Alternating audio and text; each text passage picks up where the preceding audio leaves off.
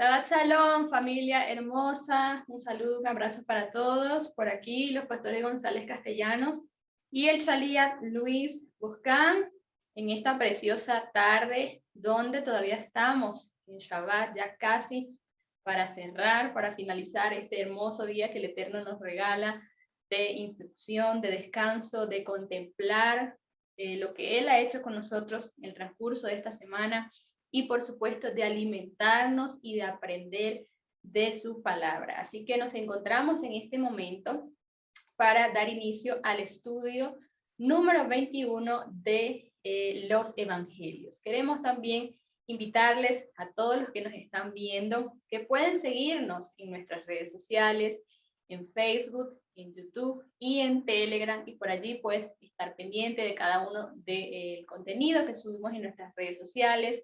Aparte, puede activar las notificaciones para que también puedan llegarle esas alarmas cada vez que nosotros subamos algún contenido. Bien, dicho esto, entonces les invitamos a que usted allí donde está pueda tomar sus apuntes, pueda tomar su Biblia, su Torá en este momento, la escritura, para entonces dar inicio con la porción de esta semana.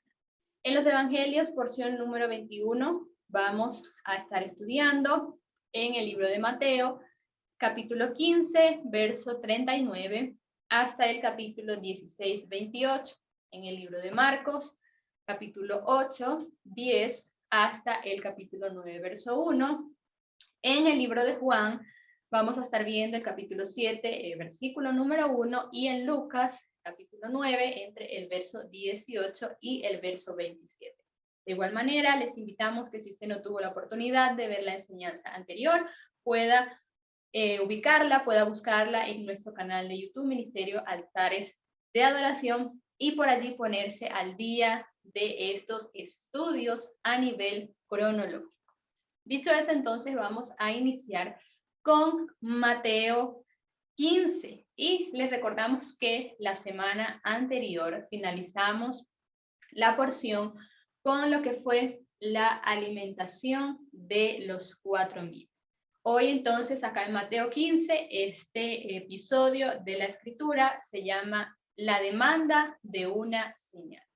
Y dice que despedida la muchedumbre, subió a la barca y llegó a las proximidades de Magadán. Nos está hablando obviamente de Yeshua, por eso les comentaba la semana anterior, finalizamos con lo que era la alimentación de los 4,000. Vimos nuevamente cómo Yeshua entonces les enseñaba a las multitudes, a los que lo seguían. Él en ese momento también sintió misericordia porque ya llevaban varios días con él, siguiéndole, escuchando su palabra, y se da entonces esa manifestación del reino, lo que quiso en ese momento Yeshua al multiplicar esos panes, esos peces para alimentar a esa multitud. Luego de eso, entonces, como nos dice el versículo 39 de Mateo 15, él subió a la barca y llegó a las proximidades de Magadán. Luego seguimos en el capítulo 16, tenemos acá ese error, pero estamos leyendo Mateo 15 y 16. Y dice que vinieron los fariseos y los saduceos para tentarle y le pidieron que les mostrase señal del cielo. Vamos a estar leyendo lo que nos enseña acá estos versículos y luego vamos a estar explicando. Entonces llegaron los fariseos y los saduceos para tentarle y le pidieron que le mostrase señal del cielo. Mas él le respondió y les dijo: cuando anochece decís buen tiempo para el cielo, porque el cielo tiene arréboles. Y por la mañana hoy habrá tempestad, porque tiene arréboles del cielo nublado. Hipócritas, les dice el Mesías, que sabéis distinguir el aspecto del cielo, mas las señales de los tiempos no podéis distinguir. Y la generación mala y adúltera demanda señal, pero señal no les será dada sino la señal del profeta Jonás, y dejándolos se fue. Solamente eso les responde Yeshua, y dice que luego él les deja y sigue. Entonces acá nos menciona algo, y es que los fariseos y los saduceos querían tentar al Mesías. Querían tentar a Yeshua demandándole una señal del cielo. ¿Por qué? Porque tal como vemos en lo que nos va explicando estos versos del 1 al 4, ellos sabían distinguir cuándo iba a haber tempestad, cuándo estaba nublado, cuándo el cielo estaba despejado, tal cual nosotros hoy en día, si vemos el día soleado, nosotros distinguimos que va a ser un día soleado, pero si vemos nubes grises, entonces nosotros también decimos va a llover o va a haber tempestad. Ellos podían ver esto, podían ver estas señales atmosféricas, pero no podían distinguir las señales de los tiempos y lo que estaba sucediendo en ese momento con el Mesías. Por eso les dice hipócritas, porque saben distinguir estos aspectos atmosféricos que pueden ver en el cielo, pero las señales no pueden distinguir. Y ellos querían, y ya vamos a estar viendo este episodio en otra parte, otro libro de la Escritura. Ellos le demandaban que le mostrase señal del cielo, qué sé yo, ellos querían que el Mesías hiciera descender fuego del cielo, que el Mesías hiciera que se anocheciera, algo ellos querían demandarle en ese momento físicamente para que ellos pudieran verlo. Era una demanda, una petición de parte de los fariseos y de parte de los saduceos. Pero lo importante acá es entender esta palabra que dice que ellos hacían esto para tentar al Mesías. Vamos a ver lo que nos enseña ese mismo episodio, pero en el libro de Marcos 8, entre el verso 10 y 13. Y dice que luego, entrando en la barca con sus discípulos, vino a la región de Dalmanuta. Y vinieron entonces los fariseos y comenzaron a discutir con él, pidiéndole señal del cielo para tentarle. Y dice que, gimiendo en su espíritu, dijo: ¿por qué pide señal esta generación? De cierto os digo que no será dada señal a esta generación. Y dejándolos, volvió a entrar en la barca y se fue. Es importante entonces que nosotros podamos detenernos un poco acá y ver qué nos está o qué nos quiere enseñar la Escritura, qué nos quiere transmitir cuando dice que los fariseos y los saduceos querían tentar al Mesías. ¿Por qué? Porque muchas veces, o el concepto principal, el concepto básico que se nos ha introducido a nosotros es que tentación tiene que ver con, por ejemplo, una persona que era alcohólica, que está en ese proceso de salir del alcoholismo, viene alguien y le ofrece una cerveza. Eso se nos ha enseñado como tentación. Ahora, nosotros no vemos acá que el Mesías estaba haciendo algo malo, porque se nos ha enseñado que la tentación tiene que ver solamente con algo pecaminoso, por decirlo y explicarlo de esta manera. Ahora, el Mesías no estaba haciendo cosas simplemente porque él quería demostrar algo. Él no hizo lo de la alimentación de los 4,000 por él demostrar algo. Él estaba caminando bajo la voluntad del eterno Dios y lo que el Padre le estaba enviando a hacer. Él iba de un lugar a otro como el eterno le iba direccionando, y todas las señales que él hacía, todos los milagros que él hacía, era porque el Eterno lo estaba direccionando. Ahora acá, los fariseos y los saduceos querían tentarle. ¿A qué le querían tentar?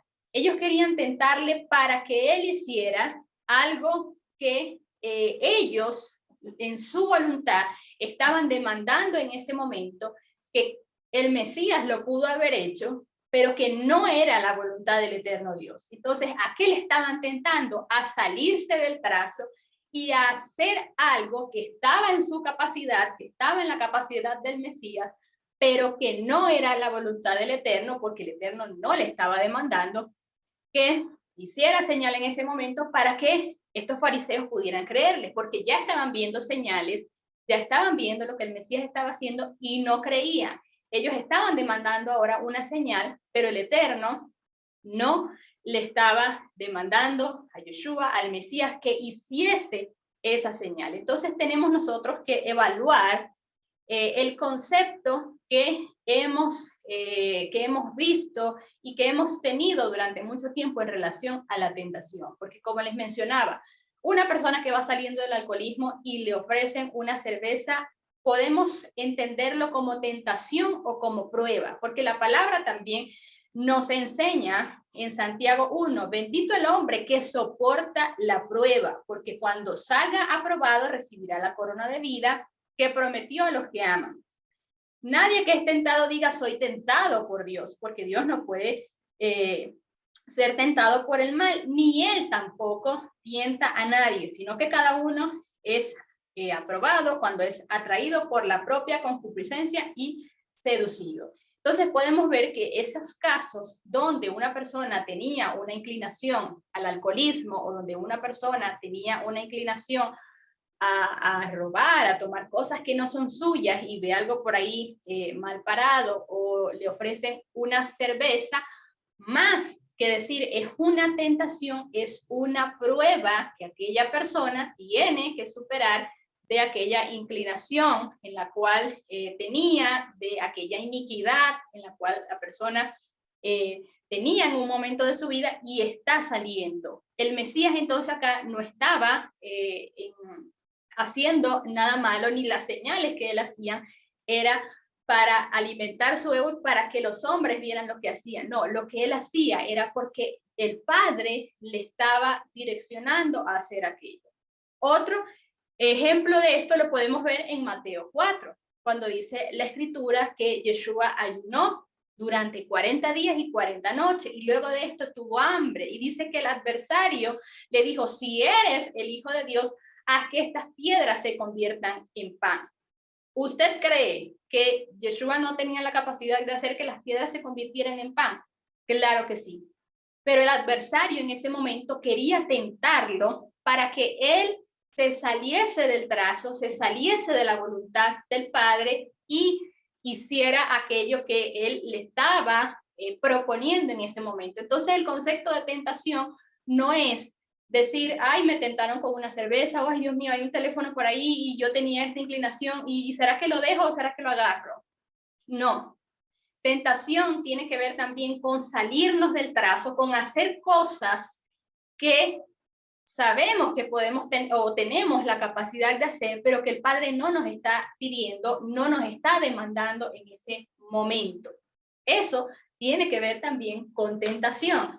Claro, en ese mismo sentido, el Señor había resucitado a varias personas, ¿bien? Y Él dijo que cosas mayores nosotros haríamos. Y en nosotros está el Espíritu del Padre con todas las funciones del Mesías, en unos para una función, en otros para otra función, pero en nosotros está el Espíritu del Eterno.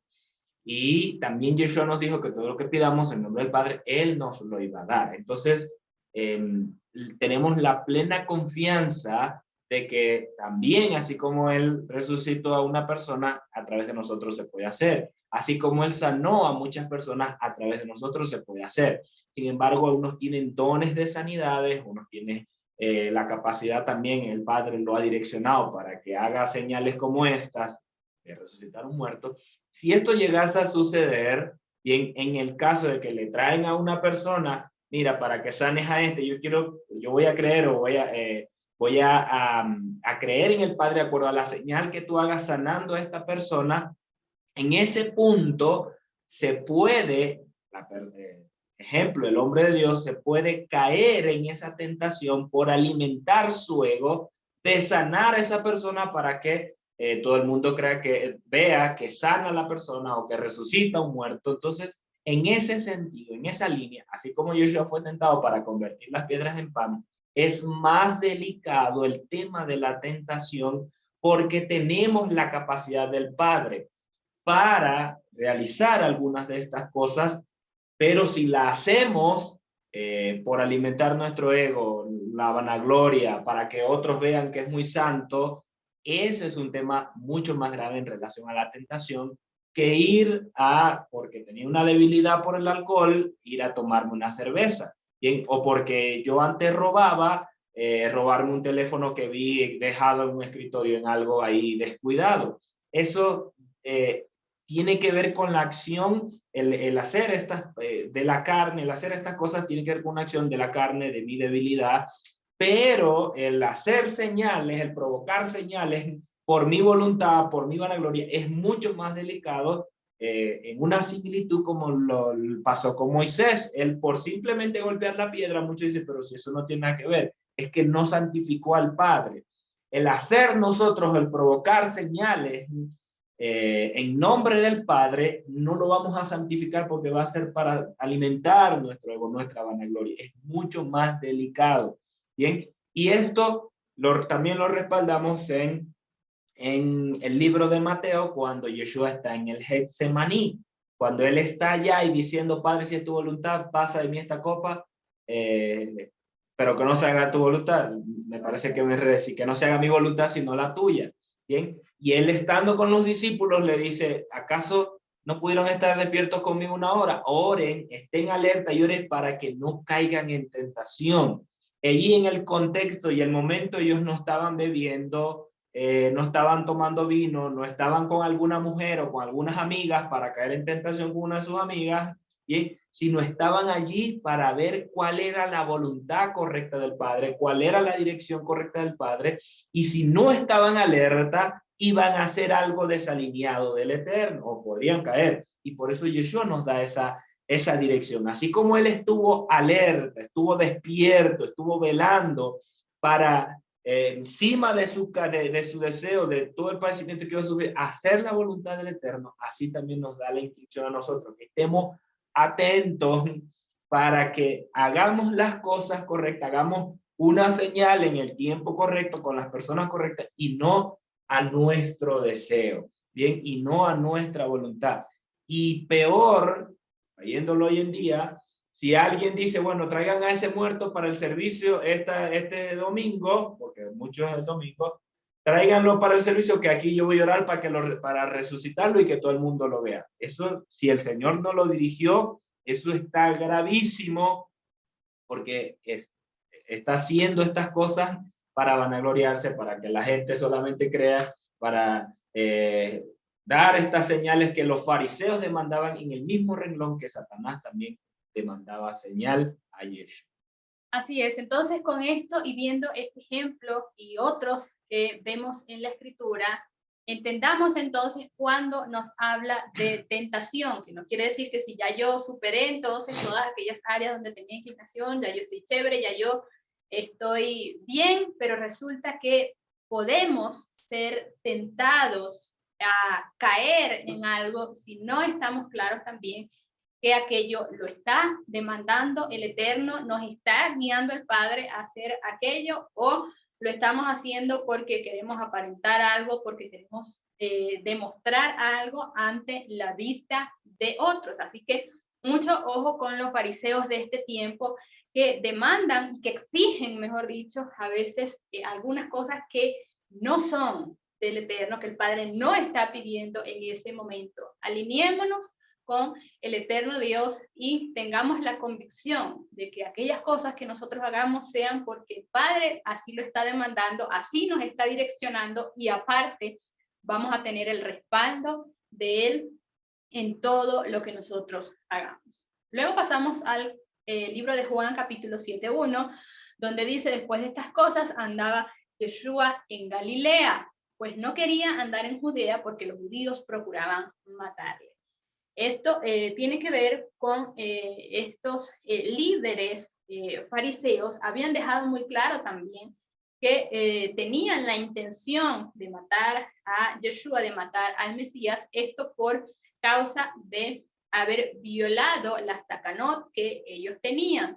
Y en el episodio que vimos la semana anterior también con lo que era la alimentación de los 4,000, todo esto, vemos que los fariseos le refutaban también a Yeshua y le decían, ¿por qué tus discípulos comen el pan sin lavarse las manos? Es decir, le estaban preguntando por qué estaban quebrantando las takanot que ellos como hombres habían establecido. Y le decía entonces, ¿por qué tus discípulos hacen esto con manos impuras? Y el Mesías les enseñaba, el Mesías les decía, todavía no entienden estas cosas. Lo que contamina al hombre no es lo que entra, sino lo que sale. Un versículo también que se ha sacado de contexto para decir que podemos comer de todo, que podemos comer chancho, que podemos comer camarones, que podemos comer todo, cuando el Mesías les estaba hablando de otras cosas. Entonces, al momento y cuando Yeshua enseñaba, cuando Yeshua transmitía la palabra, él les decía entonces y les enseñaba estas cosas. Vemos cómo los fariseos procuraban, o mejor dicho, no andaba por allá, por Judea, porque procuraban matarle en relación a los fariseos, los saduceos. Les dijo hipócritas allá con la alimentación de los 4,000, haciéndolos comer con manos sucias según ellos. Aquí les volvió a decir hipócritas, entonces ya era más asentada la intención, más clara la intención de ellos de hacerle daño, de matarle, por eso no andaba por allí. Y entendiendo, ya habiendo hablado de la levadura o de estas prácticas de los fariseos, entonces entramos a Mateo 16:5 en relación a la levadura de los fariseos. Llegando a sus discípulos, al otro lado, se habían olvidado de traer pan y Yeshua les dijo, mira, guardad de la levadura de los fariseos y de los saduceos. Y ellos pensaban dentro de sí diciendo, esto dice porque no trajimos pan. Es decir, que ellos pensaron, vamos a comprar a estas personas. Y entendiéndolo, Yeshua les dijo, ¿por qué pensáis dentro de vosotros, hombres de poca fe, que no tenéis pan? ¿No entendéis aún ni os acordáis de los panes entre los 5,000 y cuántas cestas recogiste, ni de los panes entre los 4,000 y cuántas cestas recogiste? ¿Cómo es que no entendéis que no fue por el pan que os dije que os guardaseis de la levadura de los fariseos y de los saduceos? Entonces entendieron, luego de ese regaño, por decirlo de esta manera, entonces entendieron que no les había dicho que se guardasen de la levadura del pan, sino de la doctrina de los fariseos y de los saduceos. Aquí no hay en ese sentido que explicar como tal o que profundizar de la levadura. ¿Por qué razón? Y sí lo vamos a estar mencionando. Tal cual como nos lo dice aquí, es de la doctrina, de lo que ellos enseñaban. Entonces la levadura tiene que ver, casi toda la palabra, está relacionada a la levadura con esa práctica pecaminosa, esa inclinación al mal, esa doctrina de error que fermenta o que puede fermentar al pueblo, que puede contaminar, que puede extenderse al pueblo del Padre, del Eterno, como lo es la levadura. La levadura es un hongo en sí que se mezcla con la masa para producir que ésta crezca. Con solo echarle una pizca a la masa, este hongo se va a reproducir dentro de toda la masa. En un tiempo, depende de la cantidad, más menos. Bien, más menos tiempo va a estar está multiplicándose hasta llenar toda la masa, dependiendo de la cantidad. Entonces, la levadura tiene que ver con también algo oculto, aparentemente, pero que en la evidencia de la fermentación se puede identificar en la masa. De igual manera, cuando se habla de la levadura en relación a esa inclinación al mal, no va a quedar oculta. Aparentemente está oculta, pero y aparentemente genera cosas buenas porque hace crecer la masa, hace multiplicarla, viéndolo así, pero no es del Padre, no está alineado al Padre en relación a la doctrina de los fariseos, a la doctrina de error, a la mezcla con Babilonia, que es a lo que nos refiere esta palabra. Entonces el Padre, en vista de esto, sacando al pueblo de Israel de Egipto, les enseña acerca de comer panes y levadura durante 7 días. Y esto por la figura de salir de Egipto, de que ellos estén separados de esa masa leudada que era Egipto, que es el mundo, sino que Israel se conserve como una masa íntegra, pura, en un sentido simple, o sea, de no fermentada, no crecida, no mezclada, saliendo de Egipto, habiendo salido de Egipto. De la misma forma, Yeshua nos habla de esto, y la levadura ha sido relacionada o es relacionada entonces con esa inclinación al mal que genera el pecado. En este sentido, les en Marcos 8:14 al 21 también él nos habla acerca de esto y le mandó diciendo, guardaos de la levadura de los fariseos y de la levadura de Herodes, nos dice en este episodio. Entonces, él les dice las mismas palabras. ¿Cuántos panes recogiste de los 5,000? ¿Cuántos panes recogiste de los 4,000? Y les dijo, ¿cómo aún no entendéis? Bien, sin embargo, nos dice Mateo que ellos entendieron que se refería a esa doctrina. Ahora, la doctrina o la levadura de los fariseos nos habla de esa hipocresía que, como lo acabamos de ver, él les dijo, hipócritas, ¿cómo seguís estos mandamientos de hombre? Entonces, la levadura tiene que ver con de los fariseos, con esos mandamientos de hombres, con esa hipocresía de aparentar ser buena masa, estás mezclado con mandamientos de hombres, tienes doctrina, tienes imposiciones de hombres. ¿Dónde vemos ejemplos hoy de la levadura de los fariseos? Ponte falda, no te puedes afeitar, ustedes se tienen que sentar de los varones de un lado y las mujeres de otro lado, para subir al púlpito o a ese lugar donde se ministra o se cantan alabanzas o se enseña la palabra, tienes que usar falda, los hombres tienen que usar camisa y corbata, tienen que estar de esa forma. Bien, esos son mandamientos de hombre. Hay muchísimos más que tenemos mezclados hoy en el pueblo. El púlpito es santo, ese lugar en la congregación, ese púlpito es santo y eso es santo, eso no se puede profanar. Hay muchísimas cosas hoy que podemos tomarlo y yo sé que usted puede tomar, conocer muchos más. Esos son mandamientos de hombre que se han impuesto sobre el pueblo como una carga en muchísimos casos. Bien, también la levadura de los saduceos tiene que ver con el error, porque ellos no creían en la resurrección, no creían en que hay enviados del Padre. Bien, y estos en varias ocasiones discutían o le hacían preguntas para tentarle al Mesías. Y tiene que ver con ese error que también estaba mezclado con el templo, con el Sanedrín. Era la clase que predominaba dentro del sacerdocio, los saduceos, y había error en ellos, falsas doctrinas en ellos. Son falsas doctrinas lo que encontramos en la levadura de los fariseos. Como ya no hay resurrección, como que ya la resurrección fue, hoy en día retomando el tema, ya el Señor, ya el Mesías vino y ya estamos en una época post-milenio. Eso es levadura de Herodes, de los saduceos. Bien, y cuando les habla de la levadura de Herodes, tiene que ver con la mezcla con Babilonia y los falsos profetas, los aparentes hombres piadosos, hombres rectos, pero que no lo son. Eso también, eso tiene que ver con la levadura de Herodes, porque el enemigo ha intentado mezclarse e infiltrar de los suyos dentro del pueblo para traer estos falsos profetas, estos falsos apóstoles, estos aparentes piadosos, justos, bien aparentes justos, pero Yeshua dice ellos no lo son. Y el apóstol Juan nos dice que ellos parecían de nosotros, pero no eran de nosotros. Eso tiene que ver con la levadura de Herodes.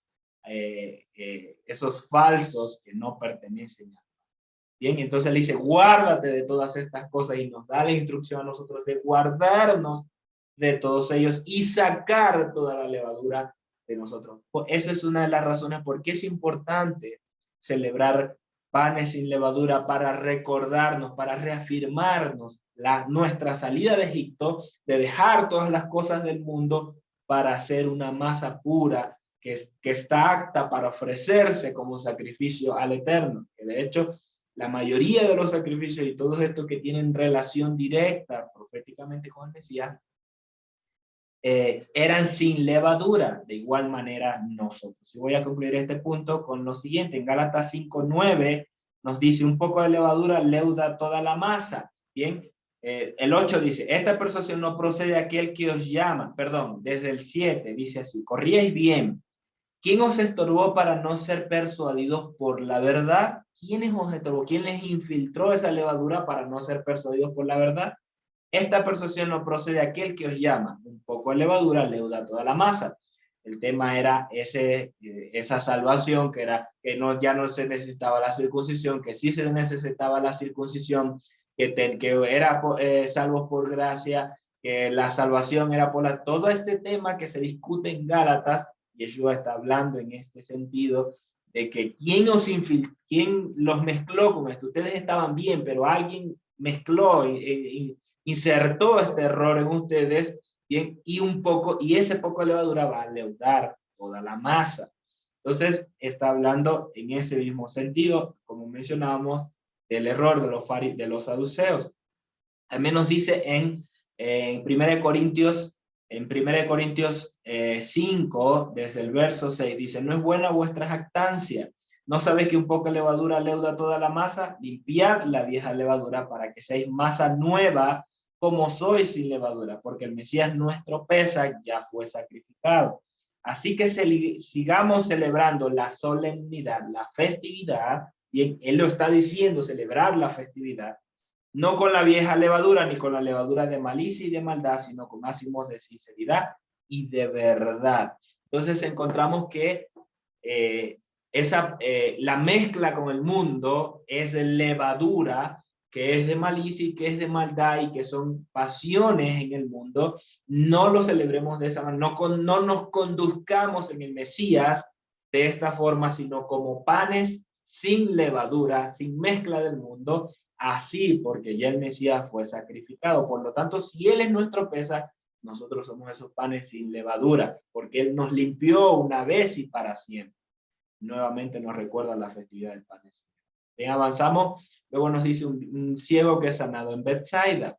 Vino luego a Bethsaida y le trajeron un ciego y le rogaron que le tocase. Entonces, tomando la mano del ciego, le sacó fuera de la aldea y escupiendo en sus ojos, le puso las manos encima y le preguntó si veía algo. Es hermoso este episodio.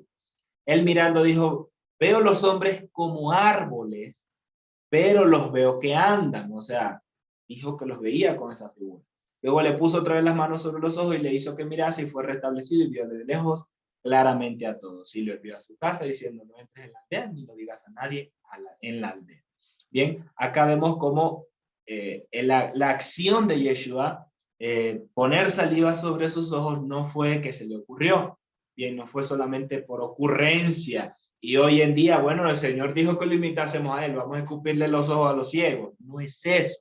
Es que también había una tacanó, una imposición donde era prohibido, no solo en Shabbat, más que todo en Shabbat, escupir o poner saliva sobre los ojos, y Yeshua lo hace también para quebrantar ese mandamiento de hombre, que es lo que nos encierra la enseñanza en este episodio, esa levadura de los fariseos, de los saduceos, ese mandamiento de hombre, y venimos también mencionando en la porción anterior. Él lo hace para quebrantar eso y romper limitaciones que habían puesto en Padre, porque si Yeshua lo hizo de esta manera, el Padre lo puede hacer como Él quiera hacerlo. El Padre no es rígido en ese sentido. Nosotros somos los rígidos que imponemos cosas como hombres, me refiero, que queremos imponer estas cargas sobre el pueblo, pero Yeshua dijo: mi yugo es fácil, ligera mi carga. Entonces, al hacer esto, al quebrantar esto, Él les dice: ven algo, y veo los hombres como árboles. En muchas referencias en la palabra encontramos la relación de nosotros como un árbol. Y voy a mencionar uno en Isaías 61, él nos menciona como árboles de justicia, plantío del Eterno. Nos llama a nosotros esos árboles de justicia. La menorá está relacionado o hecha figura de un almendro. En Juan 15, el Mesías habla de él como un árbol, él es la vid y nosotros somos las ramas, él es el árbol y nosotros somos las ramas. Entonces hay esa relación. En el Salmo 1 también nos dice que somos árboles plantados junto a corrientes de agua, bien, que tiene que ver con el Padre, con estar unido, que nuestra raíz esté cimentada en Él, profundizada en Él. Bien, tiene que ver con nosotros, y es hermoso como Él nos hace ver esta figura de los hombres como árboles, porque También nosotros vamos a ser plantados junto al árbol, somos plantados junto al árbol de la vida que es Yeshua, el Mesías, para alimentarnos de él y tener vida eterna con él. Entonces, acá él no solo quebranta ese mandamiento, esa estaca, no, esa imposición en Shabbat de los fariseos, sino que también trae sanidad sobre este hombre para mostrarnos a nosotros como esos árboles de justicia, para afirmar esa palabra en nuestra. Bien, avanzamos con el siguiente episodio, ya con el Shaliach Luis Bosca. Así es, continuamos entonces con estas preciosas perlas, preciosas porciones de las Escrituras. Hoy de verdad que me ha gustado mucho, bueno, siempre, pero aquí hay unas perlas en estas enseñanzas hermosas que lo que estaba mencionando el pastor Gabriel y la pastora Leymar, primero la señal del cielo, luego la levadura de los fariseos, ya son dos perlas. Y ahora encontramos esta que tiene que ver con la confesión de Kefas, de Pedro, que también es otra perla. Bien, vamos a comenzar. Dice, hablando específicamente en Matillahu, capítulo 16, versículo 13 al 28, dice, viniendo Yeshua a la región de Cesarea de Filipo. Cesarea de Filipo está aproximadamente a 25 millas, 46 kilómetros al noreste del mar de Galilea. Esto según Barclay, que es uno de los un teólogo. La población era principalmente, obviamente, judía, y ahí Yeshua tendría paz para enseñar entonces a los 12. Era una población mayoritariamente judía. Entonces vemos que Yeshua estaba en Cesarea de Filipo. ¿Qué es lo que sucede en Cesarea de Filipo? Vamos a ver un poco acerca de esto. ¿Por qué? Porque no es cualquier cosa. Este punto que Yeshua estaba en Cesarea de Filipo no es cualquier cosa. Hay que profundizar un poco. Recordemos que estamos hablando de una región que no era una región pagana, ¿verdad? Cesarea de Filipo era un área asociada con ídolos y rivalidad de deidades. El área fue dispersado con templos de adoración a los antiguos Baal sirios. Muy cerca de Cesarea de Filipo, allí fue levantada una gran colina, en la cual era una profunda caverna, y se decía que en esa caverna era el lugar del nacimiento del dios Pan, el dios de la naturaleza.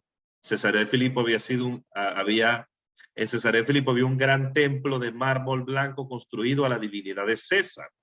Pareciera ser que Yeshua deliberadamente va a este lugar para enseñarles algo a los discípulos, a los talmidín, a sus talmidín. Entonces, ojo con esto, pareciera ser que Yeshua aprovecha la ocasión de estar en Cesarea, un lugar de tanto paganismo, para enseñarle algo a los discípulos. Y fíjate que en este contexto de paganismo es que Yeshua se atreve a decirles a los discípulos, hacerles una pregunta, una gran pregunta. Bien, entonces, fíjense, él les pregunta, vamos a ver cómo comienza el pasaje, preguntó a sus talmidín, ¿quién dicen los hombres que es el Hijo del Hombre? Pareciera ser que Yeshua tenía el deseo de recibir de alguna manera la opinión de sus discípulos. La pregunta es, ¿Yeshua tenía necesidad de conocer la opinión o tenía algún tipo de inclinación por la opinión de los hombres, como si su identidad dependiera de la opinión de ellos?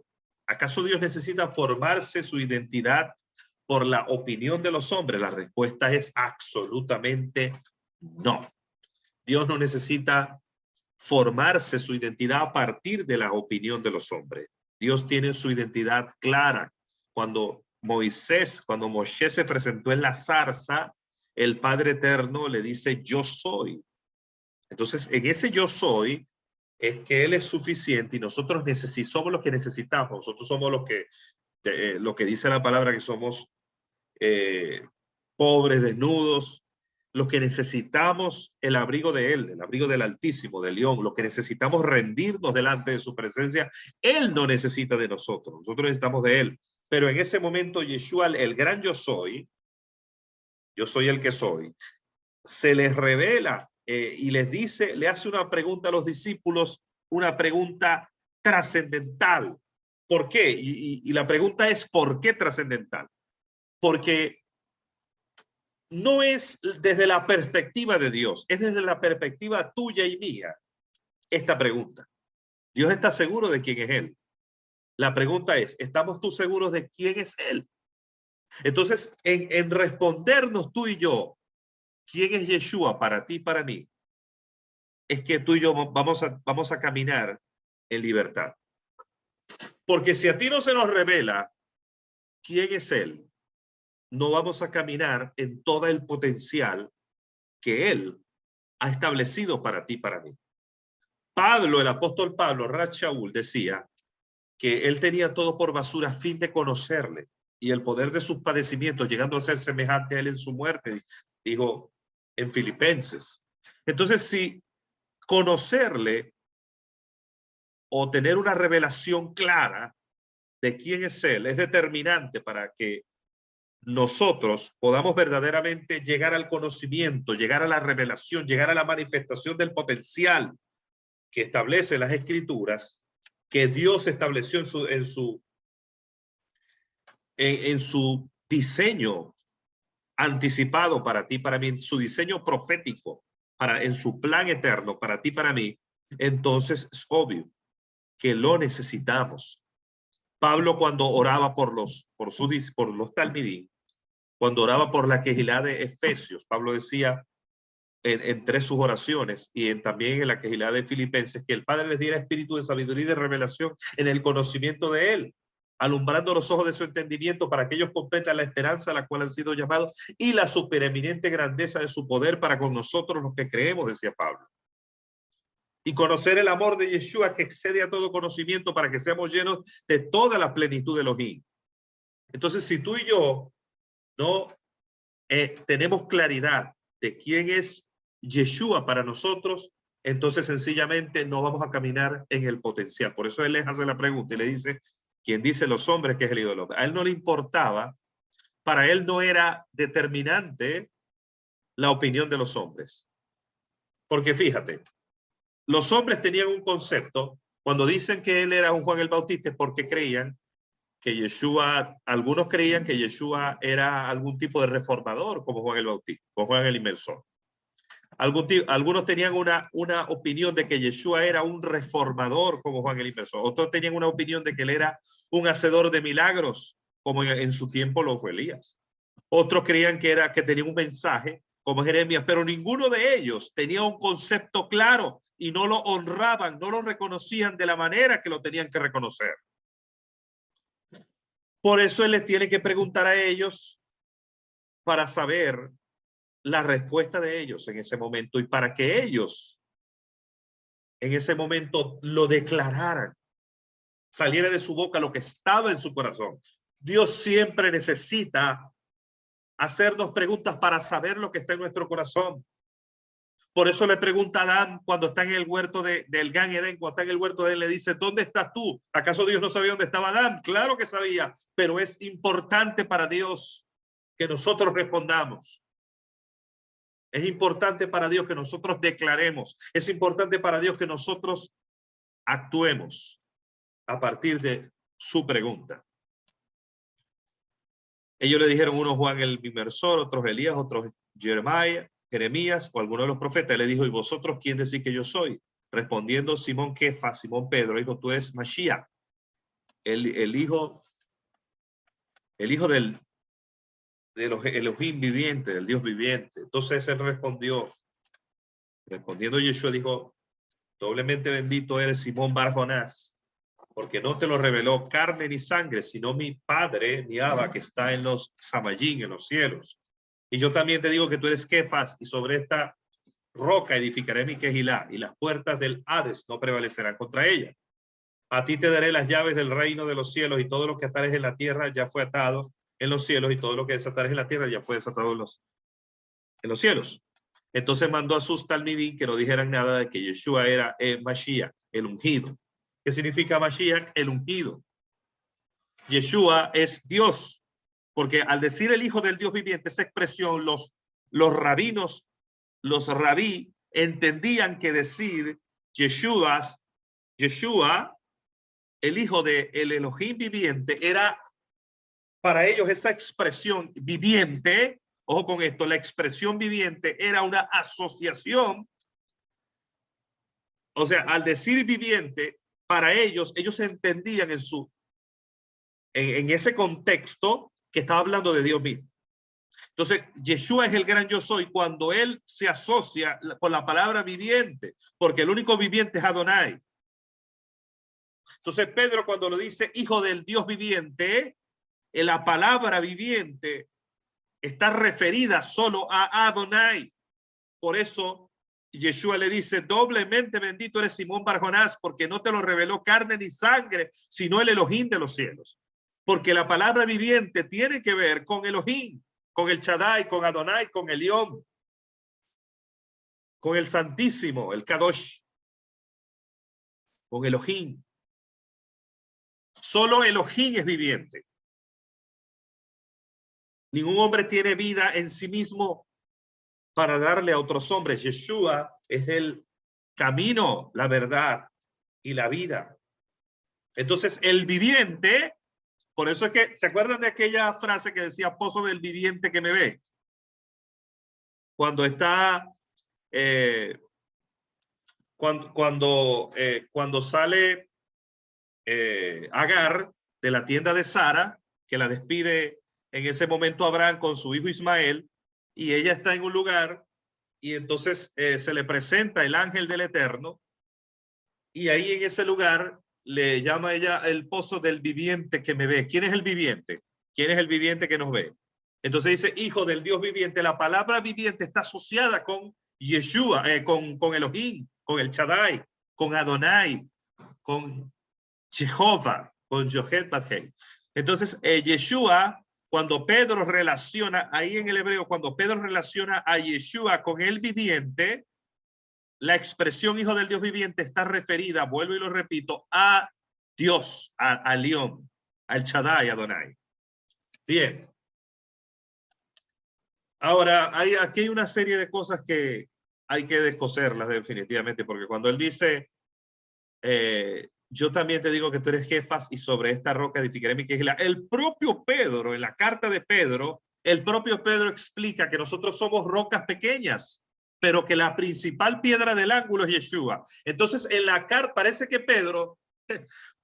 Pedro mismo, sabiendo, conociendo proféticamente que se le va a tomar a él como la gran piedra en la que iba a ser edificada la iglesia, según la doctrina católica, parece que Pedro, sabiendo que la iglesia católica iba a hacer eso, de tomar a Pedro como si fuera la gran piedra en la cual va a ser edificada la iglesia como el primer papa, el propio Pedro explica en sus cartas, en las cartas de Pedro, que él no es la gran piedra es Yeshua, y que él es una piedra pequeña. O sea, ahí está la explicación. El propio Pedro, sabiendo que la iglesia católica va a tomarlo a él como la gran piedra en la que va a ser edificada la iglesia, él mismo en sus cartas explica que él es una piedra pequeña y la principal piedra en la cual es edificada la quejilá es el propio Yeshua como principal piedra del ángulo. Cuando Yeshua dice, sobre esta roca edificaré mi quejilá, está hablando de sí mismo, porque él es la roca en la cual es edificada la quejilá. Y cómo él se manifiesta en ese sentido a través de la revelación. Entonces, cuando Pedro habla de cómo se edifica la quejilá a través del dabar, a través de la palabra, Yeshua es la palabra encarnada. Entonces, cuando él dice sobre esta roca, él es la roca, porque él es la piedra principal del ángulo. Y sobre su revelación es que tú y yo somos edificados cada día. Sobre la principal piedra del ángulo. El propio Pedro lo explica y la Iglesia Católica toma este pasaje, pero ignora las cartas de Pedro. Por favor. A ti te daré las llaves del reino de los cielos. En la imaginación religiosa de Babilonia, se agarró y se puso a Pedro a fiscalizar las puertas del cielo con unas llaves. Sentadito ahí con la barba blanca, todo el que llega, ahí está Pedro, como si fuese el portero del cielo. Ese es el imaginario, imaginario religioso de Roma, de Babilonia. Y tú sigues viendo ahí en los cuentos, en los chistes, a Pedro sentado ahí Y sabemos ya que esto que se está mencionando aquí no es, y no es tampoco en la tradición evangélica que tú puedes agarrar y determinar lo que Dios va a hacer. O sea, si tú atas aquí, Él va a atar allá. En el imaginario evangélico también es un error asumir que Dios va a actuar de acuerdo a nuestra voluntad, porque yo no puedo determinar la voluntad de Dios. La Escritura dice, hágase la voluntad de Dios, como es en la tierra, hágase. Como es en los cielos, hágase en la tierra, perdón. Entonces, si Él dice aquí, si dice aquí que lo que yo ate va a ser atado, entonces lo que dice el Señor cuando habla del Padre Nuestro, es obvio que sería una contradicción, porque Él dice, como se hace tu voluntad en el cielo, hágase en la tierra. Entonces, ¿qué es lo que es? Que lo que verdaderamente dice es que como ha sido atado en los cielos, así se ha atado en la tierra. Él nos dio la autoridad, pero que parte de la autoridad nuestra, parte de la voluntad establecida del Padre. Porque la base de la intercesión profética es la revelación de Adonai. La base de la intercesión profética no es el imaginario evangélico, no es que tú agarres las papeletas, los papelitos y tú ores de acuerdo, no. Es de acuerdo a la revelación, de acuerdo al Jofma, al Da'at, a la ciencia de Adonai, que Él te revela de acuerdo al diseño. Así es la intercesión real. La autoridad no es nuestra, no es que yo voy a decretar, que yo voy a afirmar, que yo voy a... no, en ese sentido yo creo que sí hay un abuso. Yo decreto, pero los verdaderos decretos son producto de la revelación del cielo. O sea, tú no decretas porque te da la gana de decretar, porque los decretos son de Dios. Entonces yo entiendo que hay una parte que critica esto y afirma que esto de los decretos ha caído en un abuso porque la gente cree que puede decretar por lo que le da la gana, que puede proclamar lo que le da la gana. Y no es así. Dios no es nuestro mesero. Dios no nos obedece a nosotros porque Él no se rinde a nosotros. Yeshua, vamos a ver ahora que Yeshua anuncia su muerte. Creo que quedó claro eso de Kefas, ¿verdad? 21 dice, entonces comenzó Yeshua a declarar a sus talmidim que era necesario ir a Jerusalén y padecer mucho de los ancianos, los principales sacerdotes y los escribas y ser muerto y resucitar al tercer día. Entonces Pedro le toma parte, comenzó a reconvenirle diciendo, Señor, ten compasión de ti, en ninguna manera esto te acontezca. Qué bueno era Pedro, ¿verdad? Pero él volviéndose dijo a Kefas, quítate delante de mí, a Satanás, adversario, acusador. Me eres tropiezo porque no pones tu mirada en las cosas de los niños, sino en las de los hombres. Entonces Yeshua dijo a sus discípulos, si alguno quiere venir después de mí, níguese a sí mismo, tome su cruz y sígame. Este es el versículo ahorita que permite poner un equilibrio en la balanza.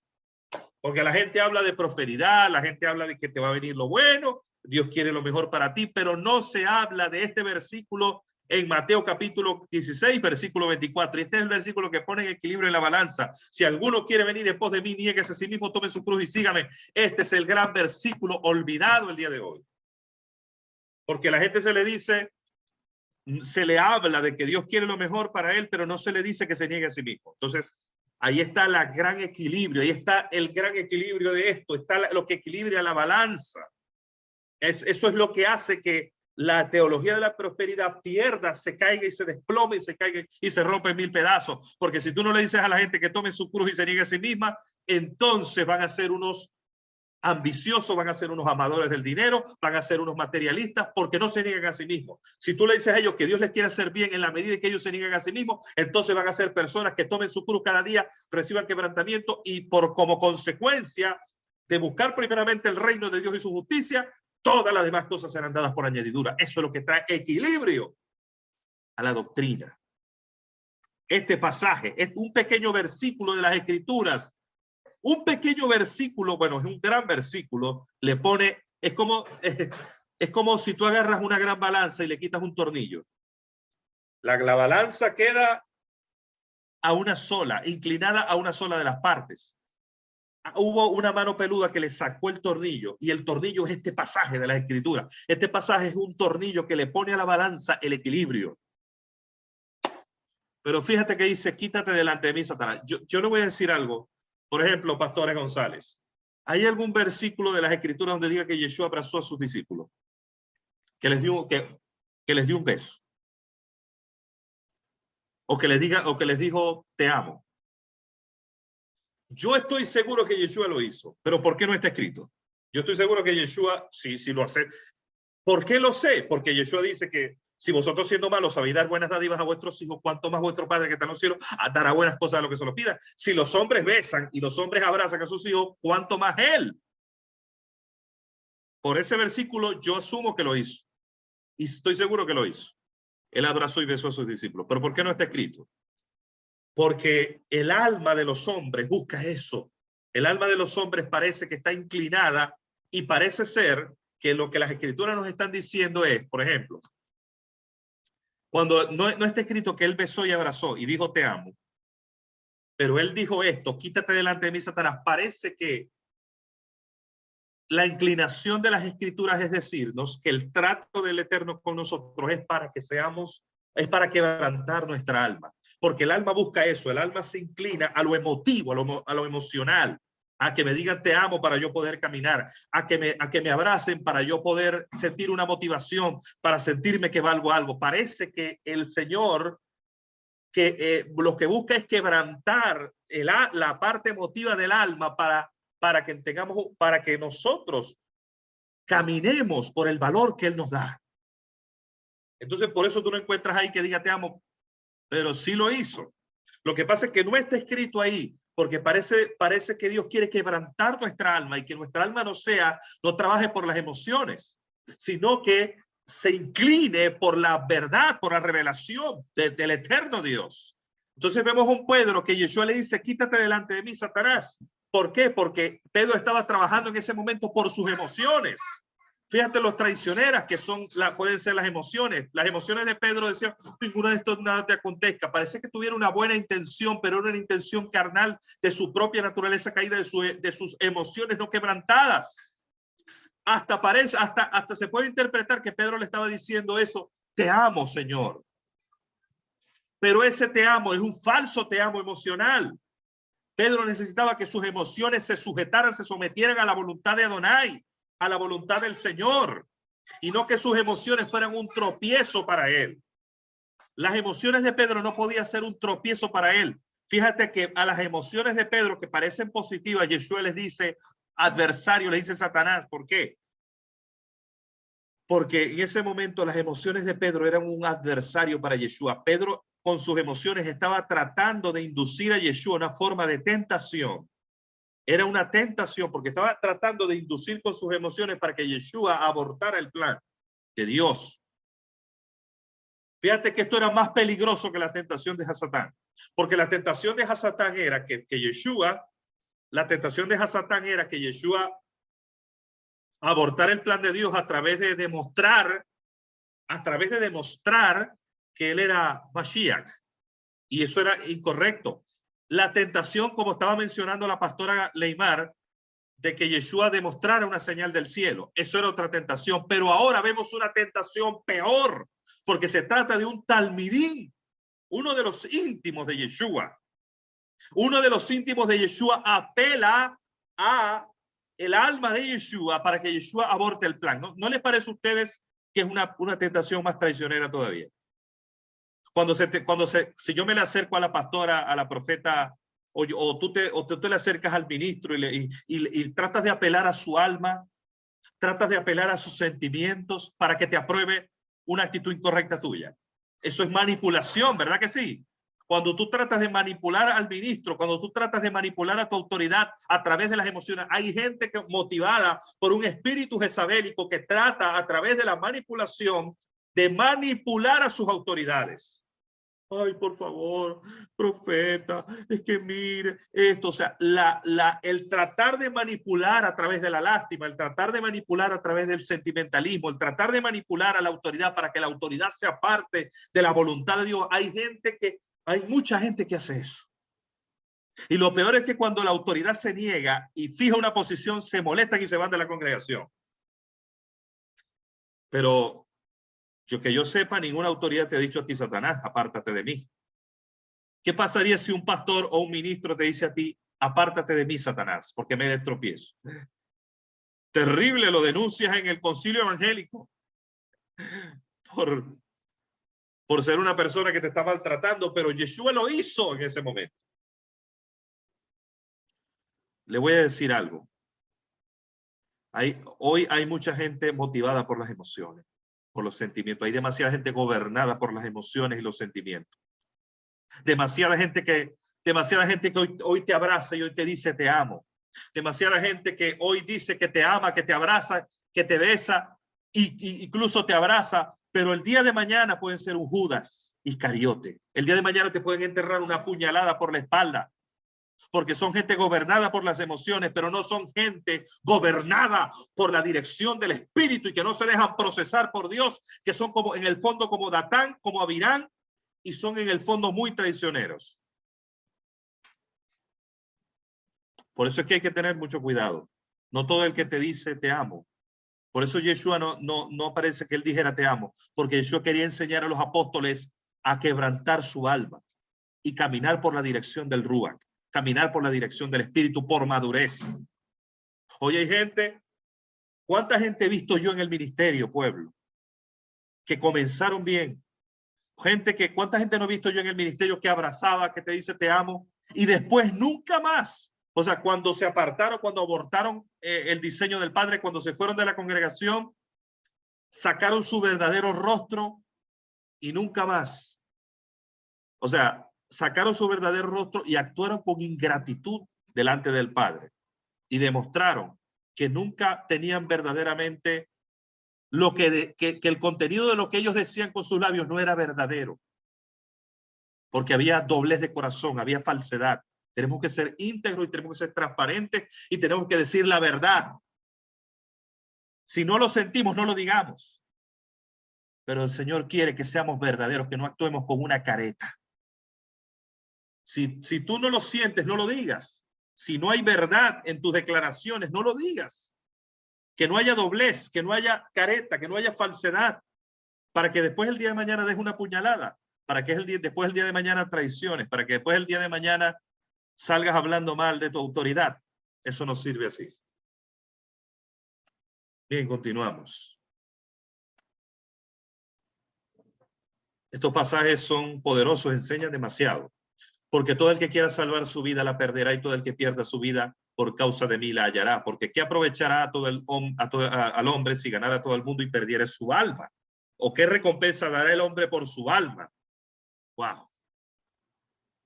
Porque el Hijo del Hombre vendrá en la gloria de su Padre y con sus santos ángeles y pagará a cada uno conforme a sus obras. De cierto digo que hay algunos que están aquí que no gustarán la muerte hasta que hayan visto el Hijo del Hombre viniendo en su reino. Que están aquí se está refiriendo obviamente a los judíos. No se refiere a ellos en el tiempo presente, porque es obvio, mira, han pasado 2000 años y después de los judíos estar recorriendo Europa. Le está hablando a los judíos, no le está hablando a la casa de Efraín. Después de los judíos estar recorriendo Europa, apenas en 1948 fue reconocido Israel como Estado y nación. Y han pasado 2000 años. Algunos de los que están aquí se refiere al lugar. Pero dice, porque el Hijo del Hombre vendrá en la gloria de su Padre con sus malají, sus enviados, y pagará cada uno conforme a su obra. Está hablando de el comienzo del Olam Jabá y el final del Olam Jasé cuando Yeshua venga en su segunda venida. Él cuando venga establecerá tronos para juzgar a las 12 tribus de Israel, está escrito. Para juzgar a las naciones, separará las ovejas de los cabritos.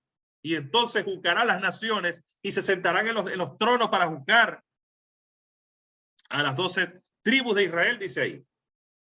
Quiere decir que van a juzgar a la casa de Judá y la casa de Efraín en ese momento. Está escrito en las Escrituras, habrá un juicio en la tierra en ese momento antes de que él se siente en su trono para gobernar con vara de hierro, para desmenuzar a las naciones, dice la Escritura. Cuando él vuelva y ponga sus pies en el monte de los olivos y se forma una especie de cruz allí, y entonces dice que la casa de Judá llorará como se llora por un primogénito. Está hablando de cuando él venga en la gloria de su Padre con sus santos ángeles, será en su segunda venida en Yom Kippur para establecer el reino milenial, o el Olam Jabá, o el Atif Labó, el siglo venidero. Bien, seguimos entonces en Marcos capítulo 8, versículo 27 al 38. Este Marcos no era discípulo directo de Yeshua en el momento. Marcos se dice que era Juan Marcos. Juan Marcos era un discípulo que era sobrino, se dice que era sobrino de Bernabé. Él abandonó a Pablo en la primera visita o el primer viaje misionero de Pablo, pero luego se unió nuevamente y se dice que era él, Juan Marcos. Pero no era discípulo directo que caminó con Yeshua. Eso tiene que quedar claro, ¿verdad? Dice, saliendo Yeshua, para poner ahí un énfasis en eso, Juan Marcos estaba juntamente era discípulo de Rab Shaul, de Pablo, juntamente también con Lucas, el médico amado. Pero Mateo el publicano caminó con Yeshua, y Juan también caminó con Yeshua. Pero Juan Marcos, o Juan Marcos y Lucas, el médico amado, eran discípulos de Pablo. Dice, salieron Yeshua y sus discípulos por las aldeas de Cesarea de Filipo, seguían en Cesarea de Filipo, en ese lugar, y en el camino preguntó a sus discípulos, es el mismo pasaje, diciendo, ¿qué dicen los hombres que soy yo? Ellos dijeron, uno Juan el Bautista, otros Elías y otro alguno de los profetas. Entonces él les dijo, vosotros, ¿quién decís que soy? Respondiendo, Kefas dijo, tú eres Mashiach. Pero él les mandó que no dijeran de él a ninguno. Todavía no era el tiempo. Todavía no era el momento que Yeshua alzara su voz y dijera, yo soy el pan de vida. En ese momento él estaba hablándole como profeta. Era el tiempo donde Yeshua estaba hablando como profeta, y eso se recoge en los llamados evangelios sinópticos. Los llamados evangelios sinópticos, llamados así, son Mateo, Marcos y Lucas. Ahí el Señor les habló a la casa de Judá como profeta. Por eso él le dice, por eso él les anuncia, como maestro también, pero por eso él les anuncia y les dice, cuando ellos le preguntan cuándo será el fin de estas cosas y la señal de tu venida, él le dice, porque estaba hablando específicamente de la destrucción del segundo templo, y él les comienza a decir, guardaos de los falsos profetas, porque muchos vendrán en mi nombre y dirán esto y esto. Cuando veáis en Jerusalén la abominación desoladora en el lugar santo, los que estén en Judea huyan a los montes. ¿Por qué? Porque Yeshua les está declarando proféticamente estos acontecimientos. Pero en Juan se menciona cuando él dice, yo soy el pan de vida, yo soy la luz del mundo, yo soy la vid, vosotros los pámpanos, los 7 yo soy la puerta de las ovejas. Entonces, pero en ese momento que él les está declarando a ellos proféticamente, él les dice, a nadie digan esto. Todavía él no ha dicho yo soy. Cuando dice yo soy, se arma el parampampán en Jerusalén y entonces tratan de apedrearlo. Pues eso es lo que lo lleva a él. Cuando él dice yo soy, él empieza a mencionar yo soy, eso es lo que lo lleva a él al Sanedrín. Pero mientras él no dijera yo soy, no iba a ser llevado al Sanedrín. ¿Por qué les dice? Y comenzó a enseñarles que era necesario que el Hijo del Hombre padecer mucho y ser desechado por los ancianos, por los principales sacerdotes y los escribas, y ser muerto y resucitar al tercer día. ¿Por qué él dice esto? Porque todavía no ha subido a Jerusalén. Cuando él suba a Jerusalén, él tiene que declarar yo soy. Cuando él declara yo soy en el último y gran día de la fiesta, entonces es que él iba a ser llevado al Sanedrín para ser juzgado. Esto decía claramente. Entonces Kefas le tomó parte y comenzó a reconvenirle, pero él volviendo y mirando a los discípulos reprendió a Pedro y dice, quítate delante de mí, hija Satán, porque no pones tu mirada en las cosas de Dios, sino en las de los hombres. La misma declaración que vimos hace un momento, él le dice, quítate delante de mí. Entonces, nosotros tenemos que decirle a nuestra carne, quítate de delante de mí porque me eres tropiezo. Esa es la enseñanza. No pones tu mirada en las cosas del Señor, sino en las de los hombres. Muchas veces nuestras emociones se levantan para decirnos, ay Dios, no te hagas esto. O nuestras emociones tratan de apelar a la parte sentimental para que no hagamos la voluntad de Dios. ¿Qué tenemos que decirle? Quítate delante de mí, Satanás, porque opositor, adversario, porque me eres tropiezo. Bien, continuamos. Y llamando a la gente, a los discípulos, les digo, si alguno quiere venir en pos de mí, niéguese a sí mismo y tome su cruz y sígame. Este es el versículo también que le pone un tornillo a la balanza, al equilibrio. Porque todo el que quiera salvar la vida la perderá, y todo el que pierda su vida por causa de mí del evangelio la salvará. Porque ¿qué aprovechará al hombre si ganara todo el mundo y perdiera su alma? ¿O qué recompensa dará el hombre por su alma? Porque el que se avergonzare de mí, de mis palabras, en esta generación adúltera y pecadora, el Hijo del Hombre se avergonzará de él cuando venga la gloria de su Padre con sus santos ángeles. Pero fíjate que él está diciendo, el que se avergonzare de mí, de mis palabras, de este se avergonzará cuando venga en la gloria de su Padre. Quiere decir que específicamente el momento de ese avergonzarse él es cuando él venga. Es decir, en el momento en que él ponga sus pies en el monte de los olivos, será el momento de ese juicio aterrador. No está hablando de que si alguien fallece ahorita en el Señor se va a avergonzar de él. Está diciendo específicamente cuando él regrese. Él te está dando el tiempo. Todo eso que hay gente que dice, si tú te avergüenzas del Señor, Él se va a avergonzar de ti. Pero te está diciendo el tiempo. Ahora, si tú partes ahorita a donde vayas, en el Gan Edén, en el paraíso, o en el lugar que Él tiene para los santos que están en descanso, te pregunto, ¿en qué momento se va a avergonzar Él? Es para hacerse la pregunta, ¿verdad? ¿En qué momento se va a avergonzar Él en este momento? Obviamente que no es para ti. Es para el que en ese momento esté vivo. Él dice, el que se avergonzare de mí, de mis palabras, ahí dice en esta generación multiplicadora, pero dice, el Hijo del Hombre se avergonzará de él cuando venga en la gloria de su Padre con sus santos ángeles. Quiere decir que le está hablando específicamente, que está hablando de que eso es cuando él venga en su segunda venida. Marcos 9 dice, también les dijo, de cierto os digo que hay algunos de los que están aquí que no gustarán la muerte hasta que hayan visto el reino de Dios venido con poder. ¿Qué significa eso? Que hay algunos de los que estaban en ese momento ahí.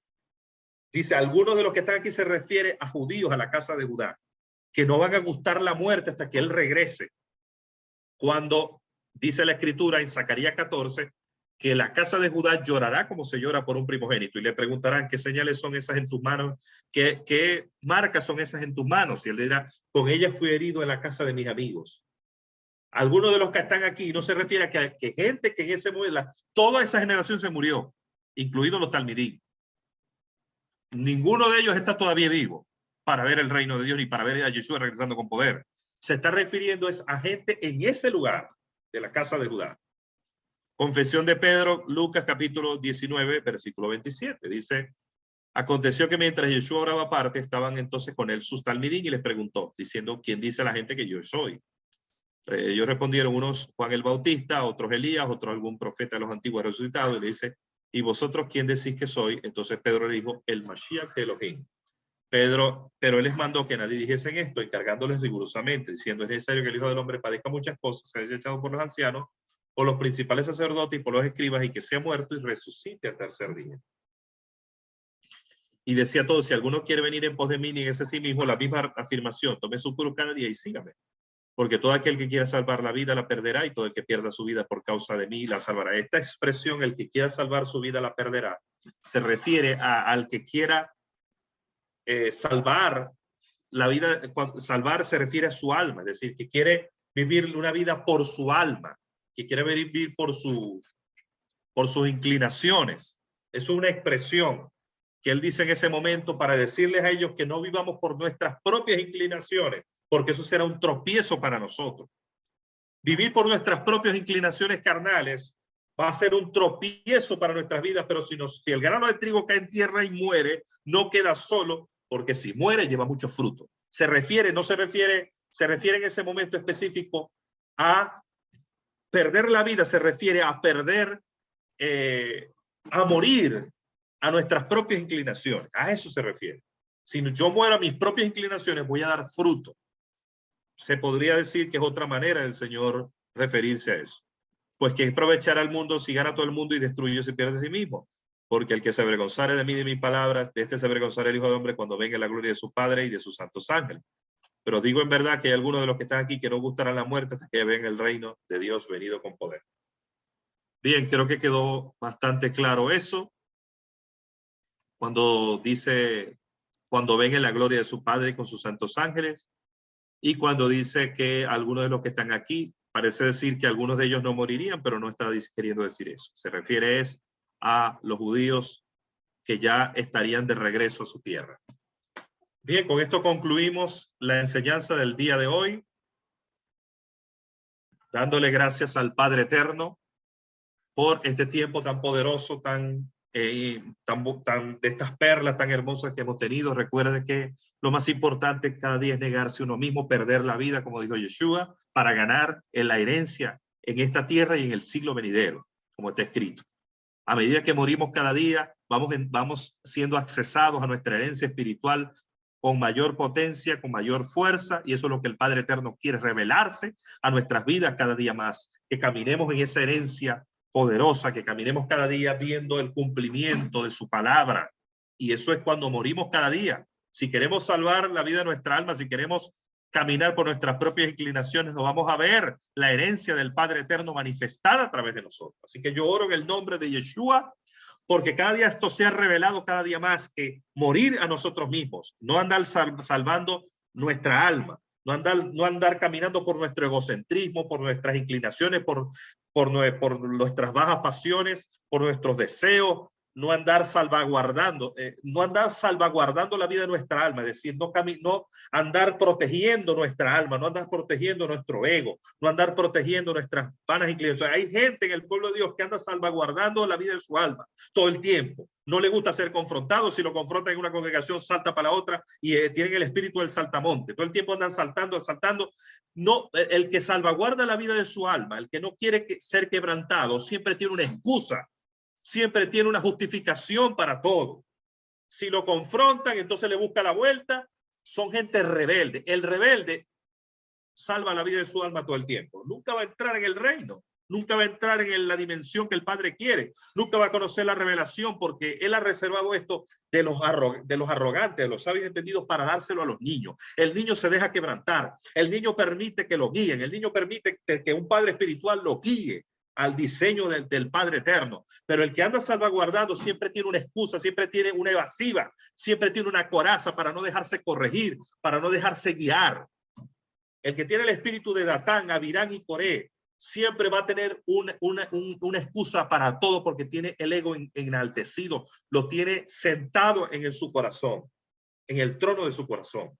Él quiere que matemos, que nos matemos, que nos enterremos el cuchillo, que matemos al huerfanito, que no salvaguardemos nuestra alma, que no salvemos la vida de nuestra alma.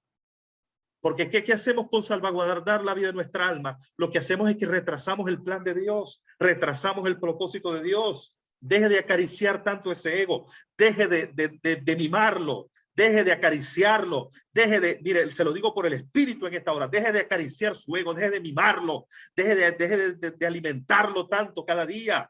Deje de trabajar tanto para su ego, de trabajar tanto para su vanagloria, de trabajar tanto para... No podemos caminar así. Si caminamos de esa manera, nos endurecemos cada día a la voz de Dios, al propósito de Dios. Bueno, cometí un error. Yo siempre digo dejemos. Siempre digo dejemos. Esa es la manera correcta de decirlo. Dejemos de acariciar nuestro ego. Dejemos de protegerlo. Dejemos sí, dejemos, porque yo también estoy en la lucha. Si yo fuera Yeshua, le digo deje. Dejemos de acariciar nuestro ego. Dejemos de alimentarlo cada día. Dejemos de inyectarle autojustificación. Hay gente que se autojustifica, se autopromueve, se autoexalta, todo. Son un vehículo, son un auto. Entonces, lo que el Padre quiere, pueblo, y se lo digo en esta hora porque lo recibo, lo que el Padre Eterno quiere es que no salvaguardemos más la vida nuestra, que no lo protejamos más. Tenemos por dentro un huérfano que a veces lo alimentamos, a veces lo protegemos, a veces le inyectamos una sobredosis. Y eso que hace que salgamos, que reventemos cuando Dios nos quiera procesar, cuando Dios nos quiera verdaderamente dirigir. Hay gente que, mire, se lo digo porque yo lo he visto en nuestro ministerio. Hay gente que Dios lo ha querido dirigir, lo ha promovido, lo ha bendecido, le ha dado, le ha ensanchado las estacas. Y cuando Dios lo prueba, cuando una pequeña corrección revienta y explota como un globo. ¿Por qué? Porque se autoprotegió. Se puso una coraza, salvaguardó la vida de su alma. Si el grano no cae en trigo y muere, queda solo. Pero si muere, llevará mucho fruto. Amén. Así que lo dejo con esa reflexión, porque es necesaria esa reflexión. Bueno, vamos a hacer nuestro cierre de Shabbat. Por ahí, pues, si tiene los elementos de las hierbas aromáticas, si tiene también por ahí el pan y el vino. Entonces vamos a orar. En el nombre poderoso de Yeshua. Te damos gracias, Padre, por este tiempo poderoso, por darnos la oportunidad de compartir en familia este cierre y por darnos la oportunidad, Señor, de ser bendecidos a través de tu palabra. Gracias, Padre, por la sabiduría que nos das. Gracias por el entendimiento. Gracias, Señor, porque cada día nos bendices a través de tu tabar, de tu Torá. Gracias, Señor. Bendito, si tú tienes el pan ahí, diga, bendito sea, Señor Rey del universo, que hace salir pan de la tierra. Gracias por proveernos, gracias por darnos la provisión, gracias por el alimento que nos das, tanto el alimento espiritual como el alimento, Señor, físico que tú nos das cada día. Gracias, Señor. Comparte el pan. Ahora oramos entonces por el vino. Bendito sea, Señor Dios nuestro, Rey del universo, creador del fruto de la vid. Gracias, Señor, por la sangre del Cordero. Gracias porque esa sangre nos redimió, pagó el precio de nuestra redención y nos compró a precio de sangre, y por eso somos hijos. Fuimos trasladados del imperio de la muerte al reino de su amado Hijo y tenemos vida eterna y salvación. Gracias, Señor. Tome las hierbas amargas. Bendito sea, Señor, Rey del universo. Bendito seas, creador de las especies aromáticas. El Shabbat se va, pero nos deja su aroma. Gracias por el aroma de tu presencia. Gracias porque tu Espíritu Santo es quien nos unge, nos llena, nos da sabiduría, nos da Jochma, nos da ciencia, revelación, tebuná, nos da Da'at cada día y nos impulsa y nos inspira, Señor. En el nombre de Yeshua, gracias. Ahora vamos a entonar este cántico.